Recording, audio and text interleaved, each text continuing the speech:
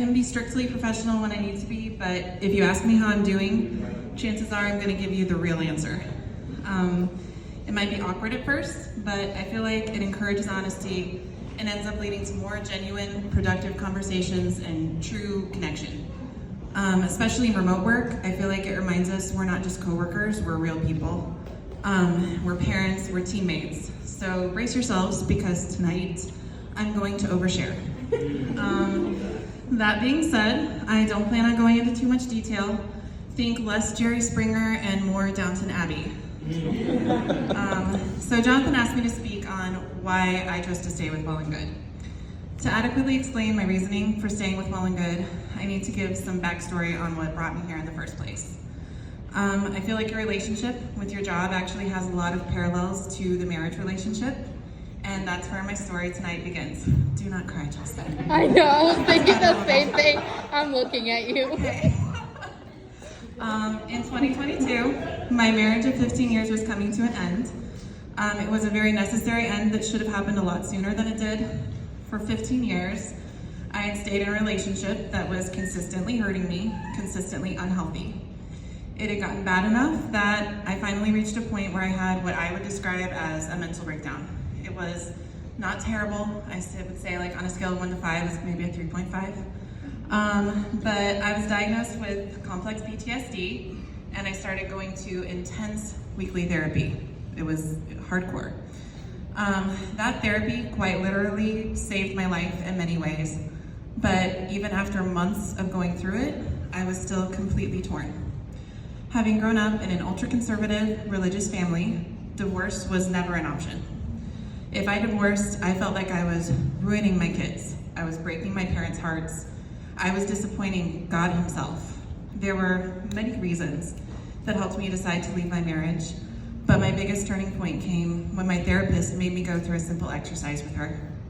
She had me close my eyes and imagine my daughter Gwen.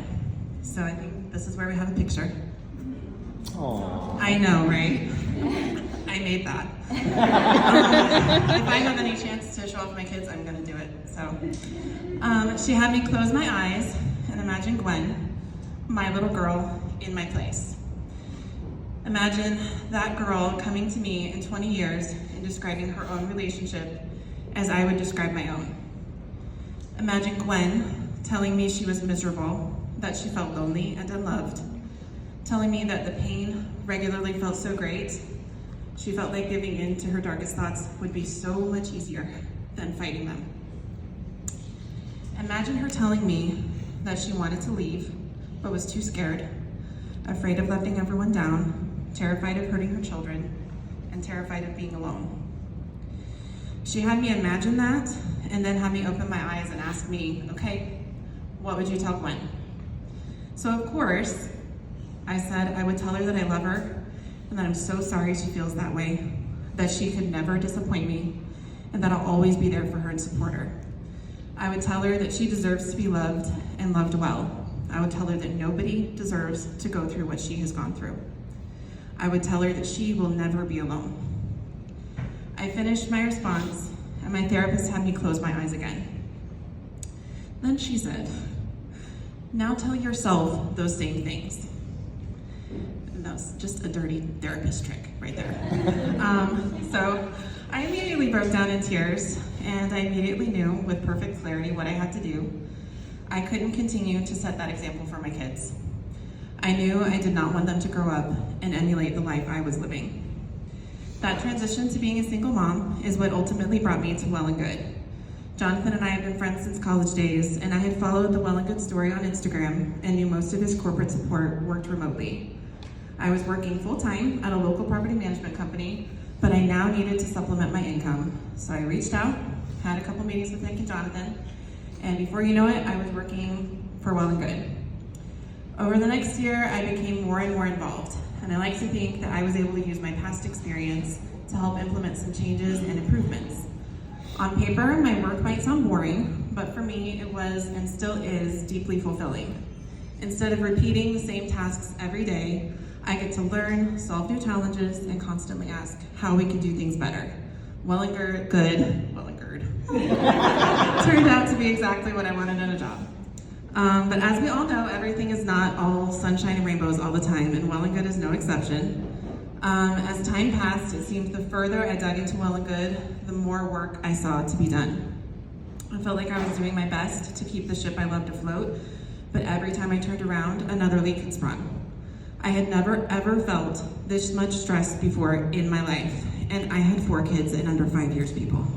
I know how stressed can be. I would close my eyes and see spreadsheets.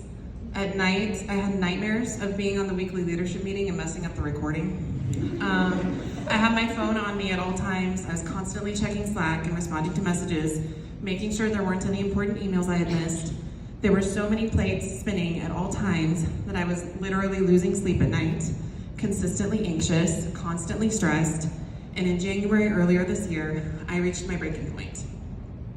Around that time, my old boss from my previous job reached out to me with a job offer.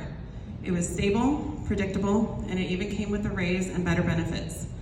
6 months earlier, I wouldn't have considered it, but given how stressful things had become, I had to take my quality of life into account.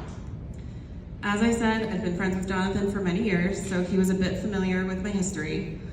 I reached out to him and told him I was coming to him not only as a boss, but also as a friend. My situation with Well and Good was beginning to feel way too similar to where I was before. Trapped in a relationship that was hurting me and staying long after I should have left. I didn't want to leave, but I was afraid of staying and putting myself through that again. I knew I couldn't do it.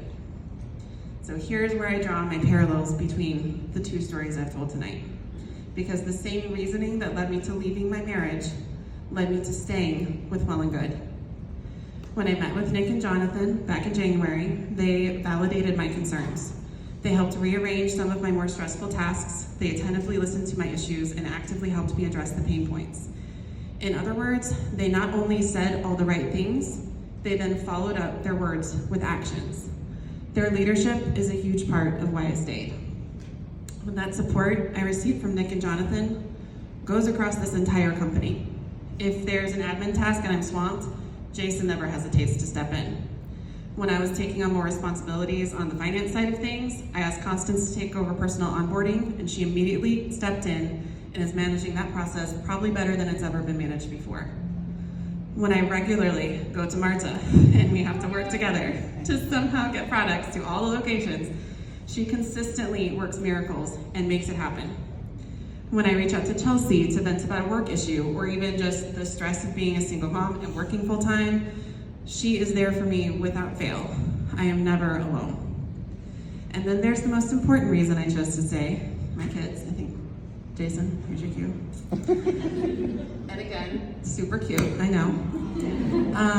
My kids are the primary deciding factor in every decision I make. The example I set for them is infinitely important to me.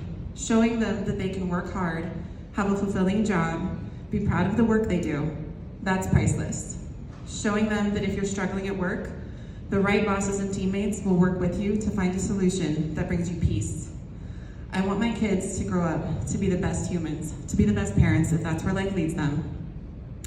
I want to show them that they can build the life they want. It's not easy, but the best things in life are anything but easy. Because I stayed with Well and Good, I get to be there when they leave for school and when they get home. I get to be a present parent. I get to show them that it's possible to have a career you're passionate about and show up for your family. It's not or, it's the ultimate and. So I go back to that therapy exercise and I picture my daughter in my place. And I ask myself, what would I tell Gwen? I tell her I know it's hard. I know some days it feels impossible to catch up, like you're always falling short and the list just keeps on growing no matter how many things you check off. But I would also tell her it's worth it, that the work she's doing matters, that the people around her are rare, that the culture she's getting to be a part of is something that most people would never experience in the corporate world. Well and Good is the only company I've ever been even heard of that doesn't just have core values, they really do strive to live by them. That's what I would tell Gwen, and that's what I told myself, and that's what I wanted to tell all of you. Thank you.